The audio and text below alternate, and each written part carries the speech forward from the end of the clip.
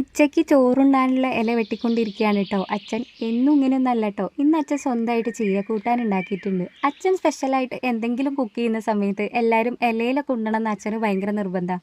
പിന്നെ ഇത് കഴിഞ്ഞ ദിവസത്തെ കാറ്റിലും മഴയിലും പോയതാണ് കേട്ടോ വാഴയൊക്കെ.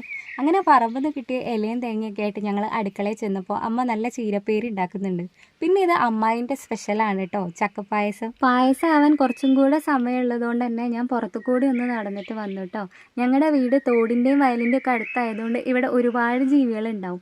പറമ്പിലൊക്കെ വെള്ളം കയറിയത് കൊണ്ട് തന്നെ ചെറിയ മീൻ കുഞ്ഞുങ്ങളൊക്കെ വന്ന് തുടങ്ങിയിട്ടുണ്ട്. പക്ഷേ അട്ടയുള്ള സ്ഥലമായതുകൊണ്ട് അങ്ങനെ ഇങ്ങോട്ട് പോകാനാവില്ല. ഇതിൽ ആദ്യത്തേത് അച്ഛൻ വെച്ച കൂട്ടാനും രണ്ടാമത്തേത് അമ്മ വെച്ച കൂട്ടാനുമാണ് കേട്ടോ. പക്ഷേ ചീരപ്പേരി ഉള്ളത് കൊണ്ട് തന്നെ എനിക്കൊരു കൂട്ടാൻ്റെ ആവശ്യമില്ല, ചീരപ്പേരി തന്നെ ധാരാളം മതി. നമ്മളൊക്കെ സ്കൂളിൽ പഠിക്കുന്ന കാലത്ത് ഇവർ രണ്ടുപേരും ഭയങ്കര ഫേമസ് ആയിരുന്നു അല്ലേ. ഇന്ന് നൈറ്റ് കഴിക്കാനുണ്ടായിരുന്നത് കപ്പയും ദോശയും ചമ്മന്തിയും അച്ഛൻ്റെ സ്പെഷ്യൽ ചുക്ക് കാപ്പി ആയിരുന്നു കേട്ടോ.